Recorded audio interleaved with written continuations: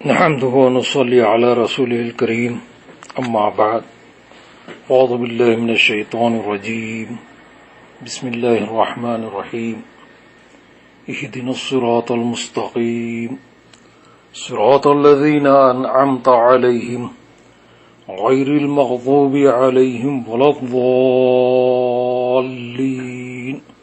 آمين صدق الله العظيم. بارگاہ رسالت والے رسالت میں ایک مرتبہ درود و پاک کا نذرانہ پیش فرمائیے گا. اللہم صلی علی سیدنا نبینا شفیعنا حبیبنا مولانا محمد وعلی آل محمد کما تحب و ترضی بن تصلی علیہ صلاۃ و سلام علیک یا رسول اللہ صلاۃ و سلام علیک یا حبیب اللہ.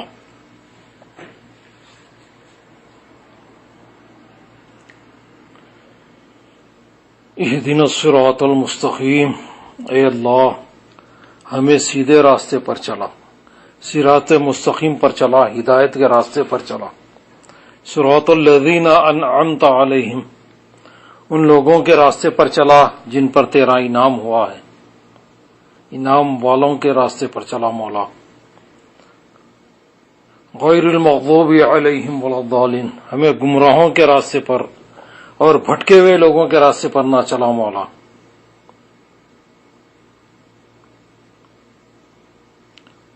جن پر اللہ کا غضب ہوا وہ گستاخ ہوتے ہیں، گستاخ مغضوب ہوتے ہیں.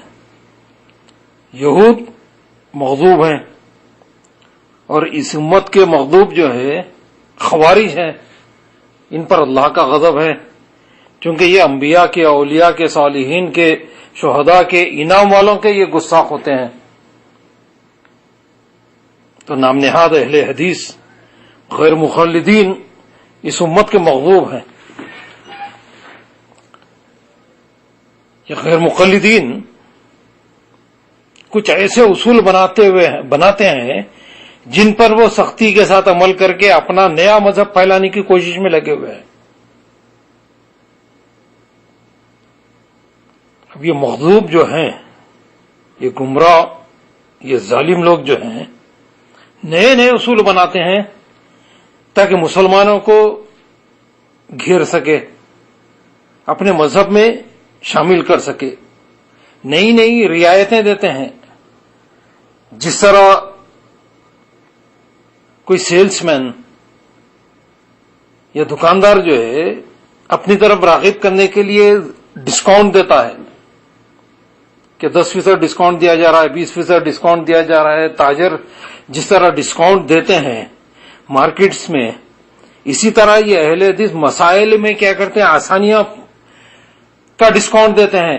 تمہارے کو فلاں چیز معاف، فلاں چیز معاف، ایک ایک چیز کی سہولتیں کے نام پر راغب کرتے ہیں. ڈسکاؤنٹ کی طرح سہولتیں دے کر یہ راغب کرتے ہیں.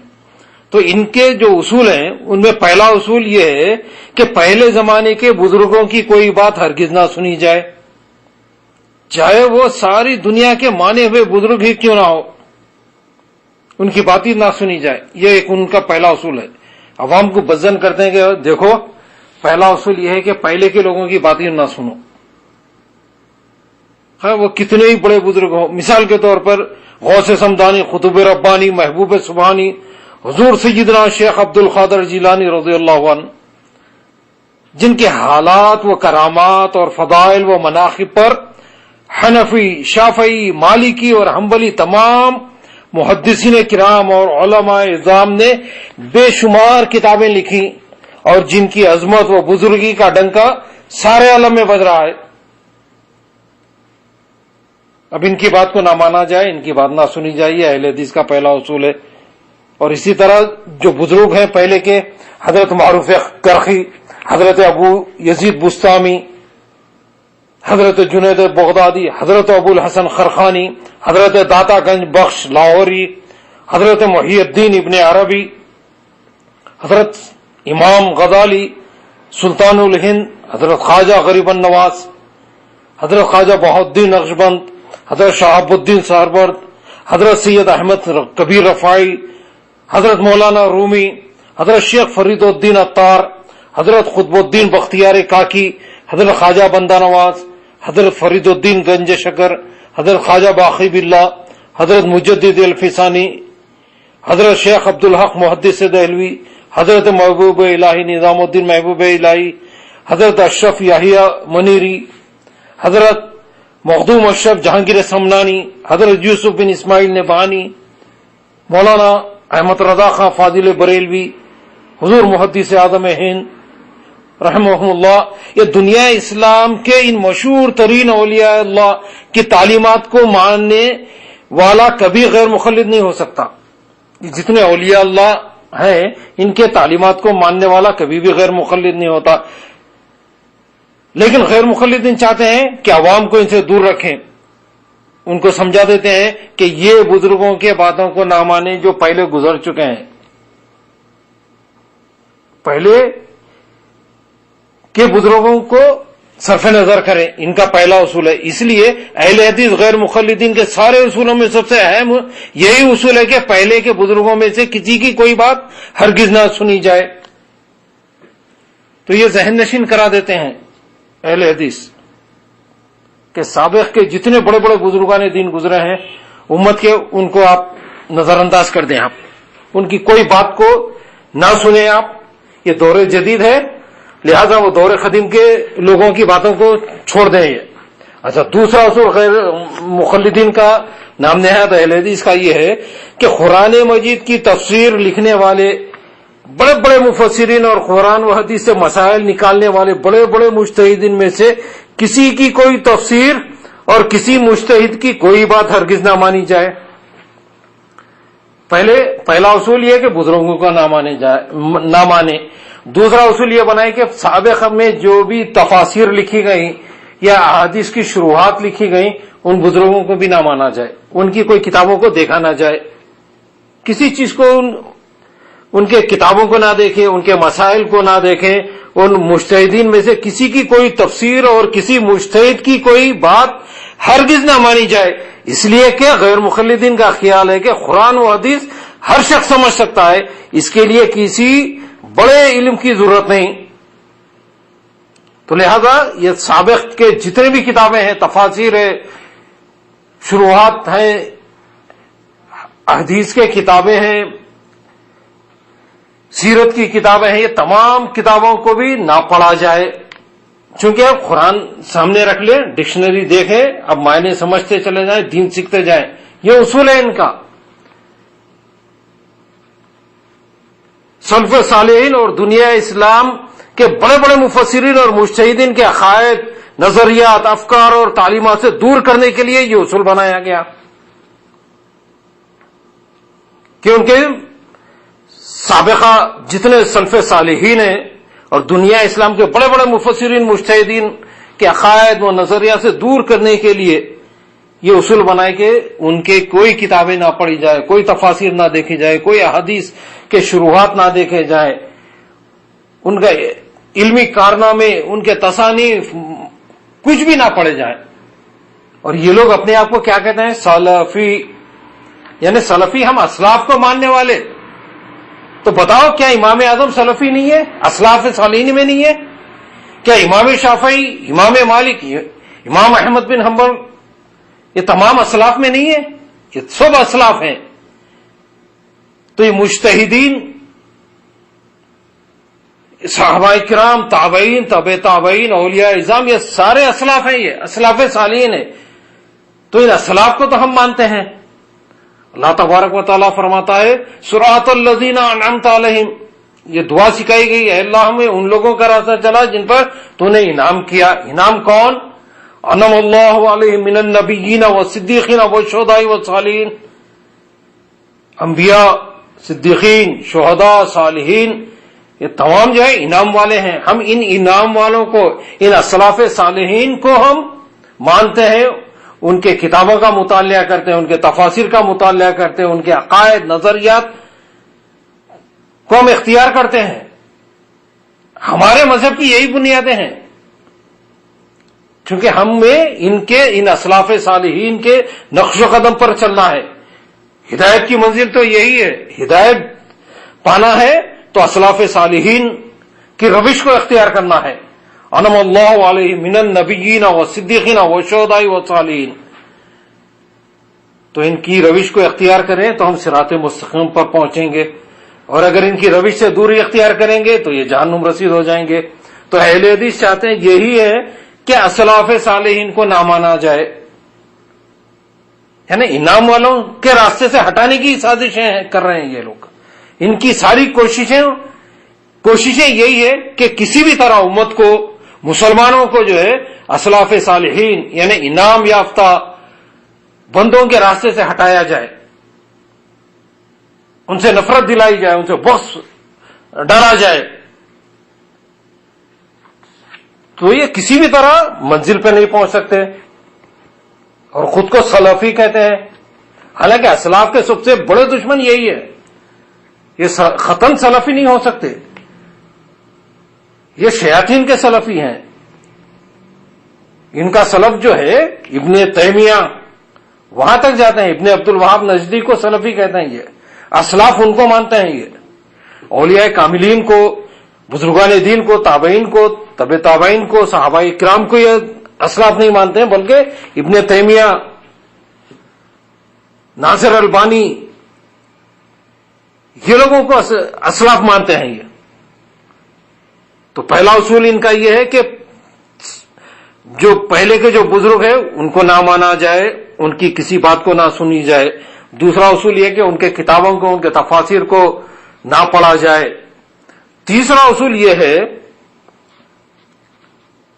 غیر مقلدین کا تیسرا اصول یہ ہے کہ ہر مسئلے میں آسان صورت اختیار کی جائے، اور اگر اس کے خلاف کوئی حدیث پیش کرے تو اسے ضعیف کہہ کے رد کر دیا جائے۔ ہر چیز کی آسان صورت پیش کرے۔ یہ جو ہے سپر مارکیٹس کی طرح، مارکیٹ کی طرح یہ عوام کو ڈسکاؤنٹ دیتے ہیں۔ کیا ڈسکاؤنٹ دیتے ہیں؟ نماز کے لیے ٹوپی ضروری نہیں، ایک ڈسکاؤنٹ دے دیے کہ بغیر ٹوپی کے نماز پڑھ لیں، کھٹ 2-4 رکعت نماز پڑھ لیں، اس کے بعد بغیر دعا کرے کہ مسجد سے فرار اختیار کرے، راہ فرار اختیار کرے، دعا کی ضرورت نہیں، دعا کا ڈسکاؤنٹ دے دیے۔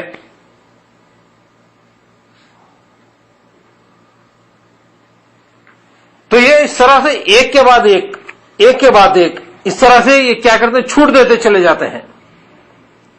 نہ ٹوپی کی ضرورت ہے، نہ دعا کی ضرورت ہے۔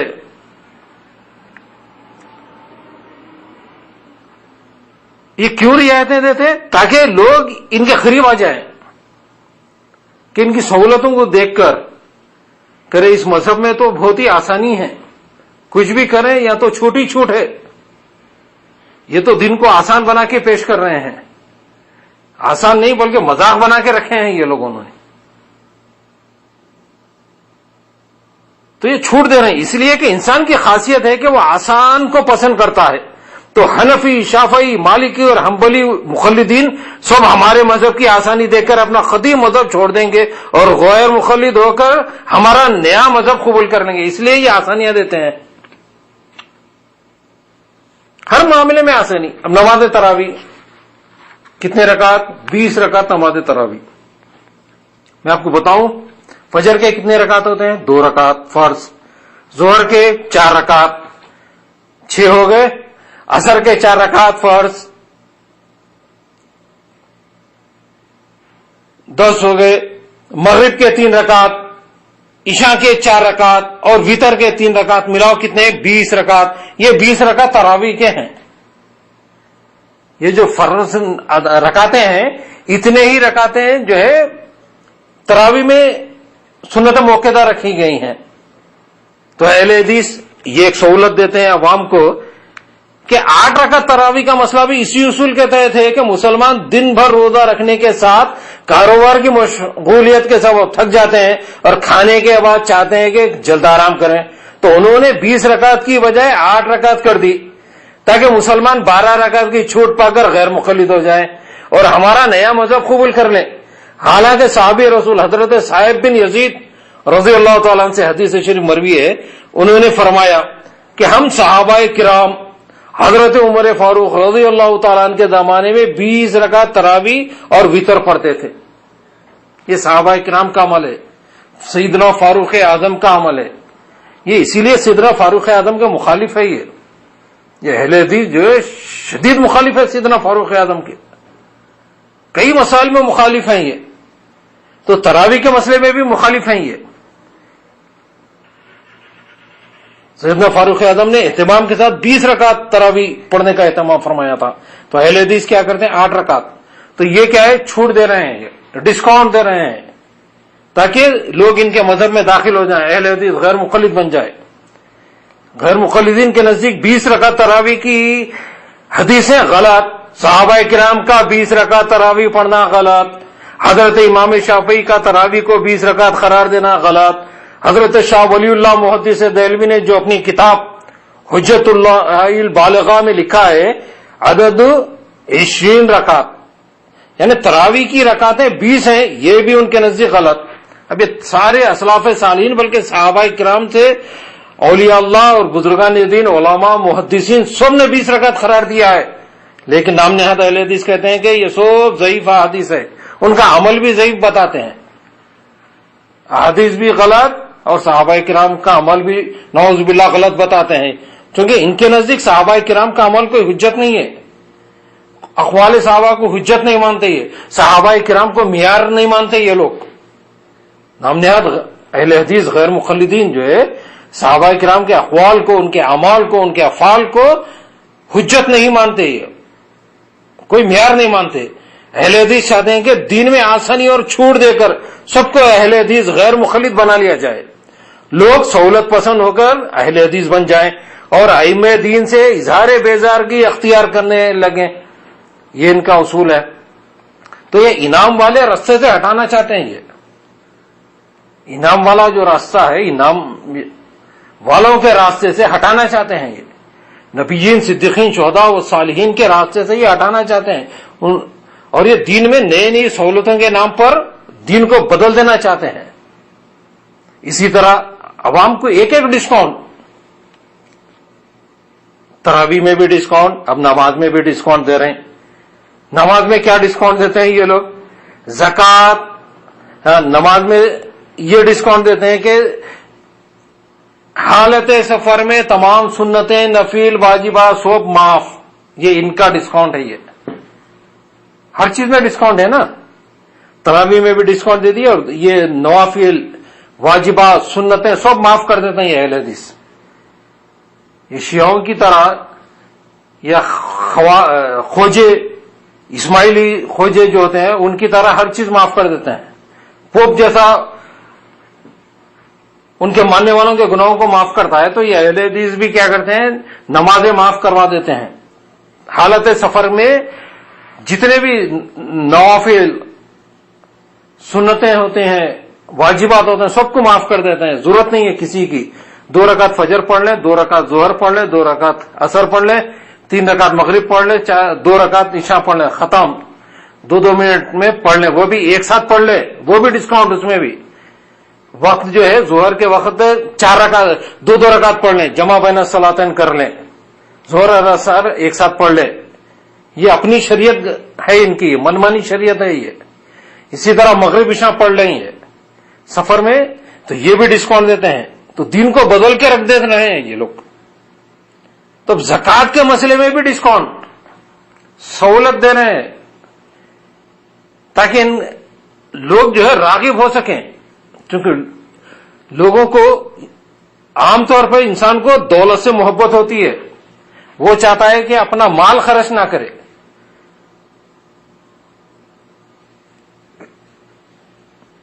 کہ اپنی ایک دمڑی نہ جائے. جو انسان کہتا ہے وہ ان کے مذہب کو قبول کرتا ہے کہ ارے یہاں تو بہت بڑی سہولت ہے یہ زکوٰۃ کے مسئلے میں.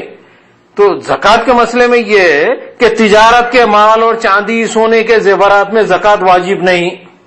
دیکھیے غیر مقلدین کے پیشوا نواب صدیق حسن بھوپالی کی تصنیف بدر الاحلہ, اس میں لکھ رہے ہیں کہ اگر آپ چاندی, سونا, زیور اگر آپ پہنے ہوئے ہیں, استعمال کے لیے اگر آپ زیور ہے, آپ کے پاس 1 کلو زیور ہے جو آپ استعمال کر رہے ہیں, تو اس کے اوپر زکوٰۃ معاف. یہ مذہب اہل حدیث ہے. یہ نام نہاد اہل حدیث کا مذہب ہے کہ استعمال میں جتنا بھی سونا ہے, چاندی ہے, زیورات ہے, وہ سب کی زکوٰۃ معاف. حالانکہ زکوٰۃ کا نصاب کیا ہے؟ صاحب نصاب پر زکوٰۃ واجب. 7.5 تولے اگر کسی کے پاس سونا ہے تو وہ صاحب نصاب ہے، اس کے اوپر زکوٰۃ واجب. جتنا بھی استقاب و استعمال کا ہو یا استعمال کا نہ ہو، وہ آپ کی دولت ہے، اس کے اوپر آپ زکوٰۃ دینا فرض ہے آپ کے اوپر. تو استعمال کا بھی اگر سونا ہے، زیور ہے، تو اس پر بھی زکوٰۃ فرض ہے. لیکن اہل حدیث کہتے ہیں کہ سونا استعمال کا جتنا بھی زیور ہے ان سب کی زکوٰۃ معاف ہے. تجارت کے مال کے اوپر بھی زکوٰۃ کو معاف کر دیے. یہ اگر کوئی تاجر ہے 1 کروڑ کا مال ہے اس کے پاس، تو یہ کہہ رہے ہیں کہ نہیں، وہ بھی زکوٰۃ معاف ہے. صرف ہاٹ کیش کے اوپر زکوٰۃ فرض کر رہے ہیں یہ لوگ. تو یہ دین میں منمانی ہے، دین کو بدل کے رکھ دے رہے ہیں، فرائض کو وہ تبدیل کر رہے ہیں یہ لوگ. اسی طرح قربانی کے مسائل، غیر مقلدین کے نزدیک 4 دن قربانی جائز ہونے کی بنیاد بھی اسی اصول پر ہے. سہولتوں والے جو اصول ہے نا، یہ تاکہ سہولت و آسانی اور چوتھے دن بھی گوشت کی فراوانی دیکھ کر لوگ ہمارا نیا مذہب قبول کر لیں. یہ بھی ایک چھوٹ دے رہے ہیں یہ لوگ عوام کو. یہ بھی ایک ڈسکاؤنٹ دینے، 1 دن ڈسکاؤنٹ میں 3 دن کی بجائے 4 دن. حالانکہ حضرت سیدنا عمر فاروق رضی اللہ تعالیٰ عنہ، حضرت سیدنا علی مرتضیٰ رضی اللہ تعالیٰ عنہ اور حضرت سیدنا ابن عباس رضی اللہ تعالیٰ عنہما سے حدیث شریف مروی ہے، انہوں نے فرمایا ایام النحر ثلاثہ افضلها اولها، قربانی کے دن 3 ہیں، ان میں کا افضل پہلا دن ہے. قربانی کے 3 دن ہیں، 10، 11، 12، اور پہلا دن زیادہ فضیلت والا ہے. 10 تاریخ کو آپ نماز کے فوری بعد آ کے قربانی ادا کریں، اس کے بعد آپ تناول کریں آپ. تو یہ پہلا دن فضیلت والا ہے. اہل حدیث کہتے ہیں نہیں، 4 دن. اور ایک نیا تماشا دیکھنے میں آ رہا ہے انڈیا میں. چند سالوں سے میں حیدرآباد میں دیکھ رہا ہوں کہ سلفی نام نہاد اہل حدیث غیر مقلدین، یہ خبیث لوگ ایک نئی خرابی پیدا کر دیے ہیں کہ اگر سعودی عرب یا گلف کنٹری میں عید ہو جائے اور قربانی ہو جائے تو وہ ہندوستان میں بھی قربانی کروا رہے ہیں کہ وہاں 9 ذی الحجہ ہوتی ہے، 9 ذی الحجہ کو قربانی کروا رہے ہیں وہاں پر. قربانی تو 10 عید کے بعد ہونا ہے، عید سے پہلے بھی نہیں ہوگی قربانی. نماز عید ادا کرنے کے بعد قربانی ہے. لیکن یہ نام نہاد اہل حدیث 9 ذی الحجہ کو عید کی قربانی کروا رہے ہیں، تو قربانی نہیں ہوگی. یہ شیعوں کی طرح دونوں میں ایک ہی ہے، یہ مشابہ ہے. اہل حدیث، شیعہ، قادیانی، یہ تمام لوگ جو ہے 9 ذی الحجہ کو قربانی کر دیتے ہیں. یہ تو ہندوستان میں، پاکستان میں، جہاں جہاں بھی یہ ہے، وہ سعودی عرب اور گلف کنٹری کے مطابق 1 دن پہلے 9 ذی الحجہ کو قربانی کروا دے رہے ہیں یہ لوگ. یہ مسئلہ انتہائی غلط ہے، قربانی نہیں ہوگی. جو 9 ذی الحجہ کو قربانی ادا کرے گا ان کی قربانی نہیں ہوگی. اسی طرح کوئی 12 کے بعد اگر قربانی کرے گا تو بھی قربانی نہیں ہوگی اس کی. قربانی کے ایام 3 ہیں، 10، 11، 12 مغرب تک، اس کے بعد قربانی نہیں ہوگی. لیکن اہل حدیث 4 دن، 5 دن 9 ذی الحجہ سے شروع کر دیتے ہیں یہ لوگ. تو قربانی کے دن 3 ہیں اور پہلا دن ان میں افضل ہے. اور حضرت نافع رضی اللہ تعالیٰ عنہ سے حدیث شریف روایت ہے، انہوں نے کہا کہ حضرت ابن عمر رضی اللہ تعالیٰ عنہما نے فرمایا الاضحیٰ یومان بعد یوم الاضحیٰ، عید الاضحیٰ کے بعد قربانی 2 دن ہے. عید الاضحیٰ کیا ہے؟ 10 ذی الحجہ، اس کے بعد 2 دن 11، 12، تو 3 دن. ہر عید کے کتنے دن ہیں؟ 3 دن. مسلمانوں نے ان حدیثوں کو قبول کیا اور ان پر عمل کیا. اس طرح ہمیشہ سے وہ 3 ہی دن قربانی کرتے چلے آئے، یہاں تک کہ مکہ شریف میں بھی 3 ہی دن قربانی ہوتی ہے. لیکن اہل حدیث کے نزدیک یہ حدیثیں غلط. ساری دنیا کے مسلمانوں کا 3 ہی دن قربانی جائز سمجھنا غلط، بلکہ مکہ شریف والوں کا 3 ہی دن قربانی کرنا بھی ان کے نزدیک غلط. یہ سب کو غلط کہتے ہیں. یہ حرمین شریفین میں کتنے رکعت ہوتے ہیں تراویح کے؟ 20 رکعت. مکہ معظمہ میں مدینہ منورہ میں 20 رکعت تراویح ہوتی، اس کا ثبوت ہوگا نا، اسی لیے 20 رکعت ہوتی ہے. لیکن اہل حدیث کیا کہتے ہیں؟ نہیں 20 رکعت نہیں، 8 رکعت. اور حج کے موقع پر بھی 3 دن قربانی ہوتی ہے، 10 11 12. اہل حدیث 13 کو بھی کر دیتے ہیں قربانی. یہ سب کو غلط، اجماع کو غلط کہتے ہیں. جو اجماع سے ہٹ گیا وہ گمراہ ہے. اہل حدیث نے صرف سہولت و آسانی اور 4 دن تک گوشت کی فراوانی عوام کو دکھا کر اپنی طرف کھینچنے کے لیے 4 دن قربانی کو جائز رکھا، اور اسی بنیاد پر کہ لوگ سہولت و آسانی دیکھ کر غیر مخلد ہو جائیں گے. اہل حدیث کا یہ مسئلہ بھی ہے کہ ایک بکرے کی قربانی پورے گھر والوں کی طرف سے کافی ہے، اگرچہ 100 آدمی ہو. یہ کون لکھ رہے ہیں؟ یہ غیر مخلدین کے پیشوا صدیق حسن خان بھوپالی اپنی کتاب بدر الحلہ میں لکھ رہے ہیں کہ ایک کنبے کی طرف اگر کسی گھر میں جوائنٹ فیملی ہے، دادا اگر ہے، دادا کے 10 بیٹے ہیں اور ان کی 50 اولاد ہے، یہ پورے کی جانب سے بھی ایک صدر خاندان کی جانب سے ایک قربانی کافی ہے. یعنی 100 بکرے بچا کے یہ ایک قربانی دینا چاہ رہی ہے. یعنی ایک محلے کی قربانی دے رہی ہے، تو ایک بکرے میں ایک محلے کی قربانی. اسی طرح ایک گائے میں کتنے دیتے ہیں معلوم؟ 1000 آدمی کی قربانی دیتے ہیں یہ لوگ. جب 7 حصے ہیں تو اس کو 10 حصے مانتے ہیں، ایک گائے میں 10 حصے مانتے ہیں، اور ایک ایک حصے میں 100 آدمی کو مان رہے ہیں، پورے خاندان کی جانب سے ایک. تو یہ تو پورے اسٹیٹ کی جانب سے ہو رہی ہے، تو پورے گاؤں کی جانب سے ہو رہی ہے قربانی. ایک گائے پورے گاؤں کے لیے کافی ہو گئی ہے. 10 آدمی میں ایک بکرے میں 100 آدمی، اور ایک گائے میں 1000. یہ اہل حدیث کا مذہب ہے. یہ ایک نیا مذہب اور ابھر رہا ہے جو غیر مخلدین سیکھ کر عوام کو پھانسنے کے لیے قربانی کے مسئلے میں اور سہولت و آسانی پیش کر رہا ہے. وہ کہتا ہے مرغا کی قربانی بھی جائز ہے. نئے شیاطین پیدا ہو رہے ہیں، تو مرغی بھی دینا چاہ رہے ہیں. اہل قرآن، اہل حدیث، یہ سب باطل فرقے جو ہے ایک ایک حرکتیں کر رہے ہیں. اور جس طرح بیل اور بھینس وغیرہ کی قربانی 7 آدمی کی طرف سے جائز ہے، اسی طرح بکرا اور مرغے کی قربانی بھی 7 آدمی کی طرف سے جائز ہے، اور یہ ان کے نزدیک قرآن و حدیث سے ثابت ہے. الیاذ باللہ. سچ فرمایا مخبر صادق حضور سید عالم صلی اللہ تعالی علیہ وسلم نے کہ آخری زمانے میں ایک گروہ دجالوں اور کذابوں، یعنی فریب دینے والوں اور جھوٹ بولنے والوں کا ہوگا.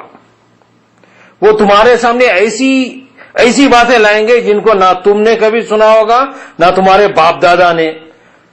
تو ایسے لوگوں سے بچو اور انہیں اپنے قریب نہ آنے دو تاکہ وہ تمہیں گمراہ نہ کر دیں اور نہ فتنے میں ڈالیں.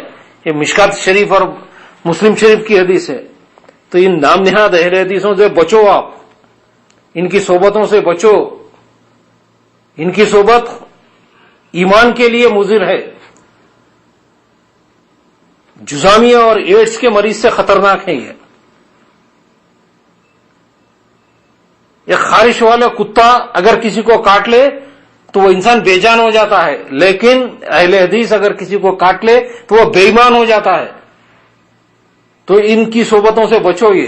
یہ شیاطین ہے. یہ تو ہر مسئلے میں یہ لوگ سہولتیں دے رہے ہیں. تو اللہ تبارک و تعالی ان باطل فرقوں سے ہمیں محفوظ رکھے اور انعام والوں کے راستے پر ہمیں چلائے. وآخر دعوانا الحمدللہ رب العالمین. سبحان ربک رب العزت عما یصفون والسلام علی المرسلین والحمدللہ رب العالمین.